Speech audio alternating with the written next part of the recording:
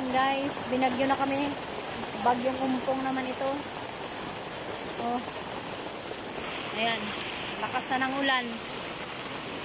Time check, alas ano oras na ba? Alas 5 na ata ngayong oras na to. Ako, nabasa na yung aking ukay. Tumatalsik-talsik dito na. Ha? Ayan, teka.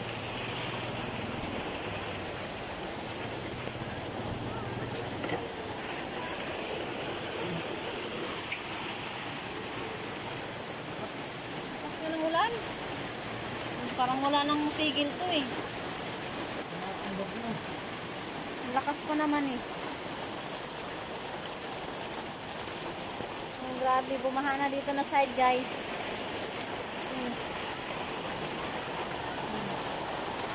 Grabe, ang dilim na ng paligid. Dito kami sa Calabar School. Ayan.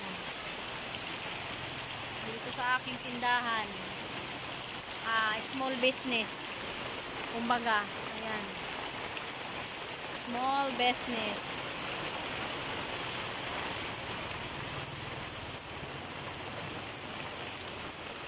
Isa nilamig na.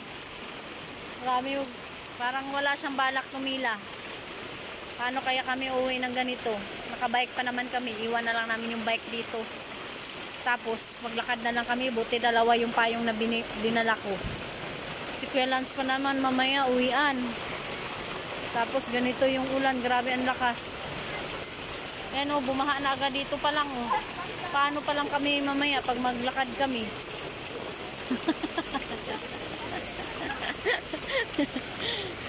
Paano pa kaya kung maglakad kami mamaya? Ayan, ulan na. Ayan, bumaha na dito guys. Oh. Ay! Oh. Malalim na yung tubig hanggang talampakan na muna. Ilang oras pa lang ulan yan. Paano na lang kaya kung magdamag yan? Oh, tingnan nyo guys.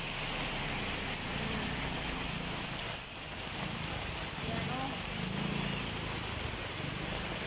Wala pang isang oras yan. 30 minutes pa lang yan. Ganyan na siya guys. Oh, bumaha na. Ako, delikado mamaya. Traffic na sila. Ayan o. Kami dito, para kaming tukmol. Nagtatago na lang kami. Kaysa naman mabasa kami sa ulan. Yung katabi ko, sarado.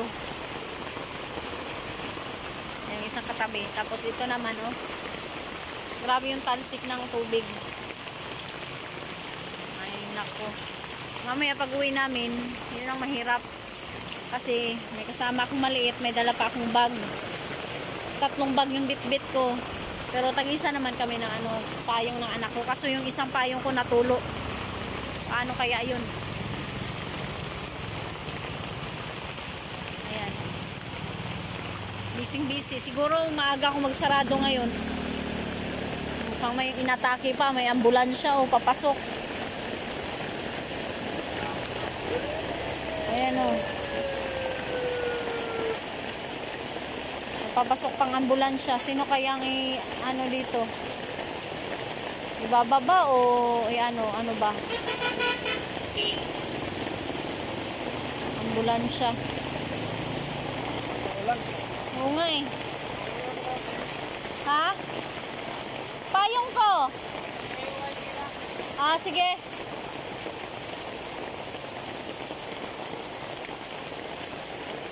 Grabe, ang lakas ng ulan oh. Ay, grabe na ang tubig. Paano kaya yan? Napakalakas na guys. Mukhang wala na siyang talagang tumila. Paano kaya kami makauwi nito? Ganito yung ulan. Mababasa rin kami. Takot babasa. Akala mo may asin na bitbit. Ayan, ubas nila oh. Walang katao-tao na. Paano pa kami mabintahan nito? Ayan. Mga motor na lang naman dumadaan ang naliligo. Paano kaya yun?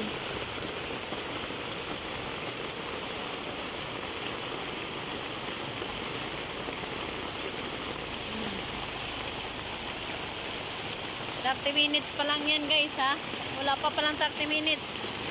Bumaha na yan dyan. What if pa kaya sa baba? Delikado yung ilog ngayon. Kasi gawa ng mamaya tataas yung tubig sa ilog. Aapaw baga.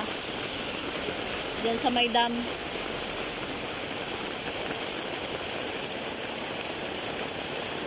Lakas na. Para katakot na ulan to. Delikado yung bahay. Baka mamaya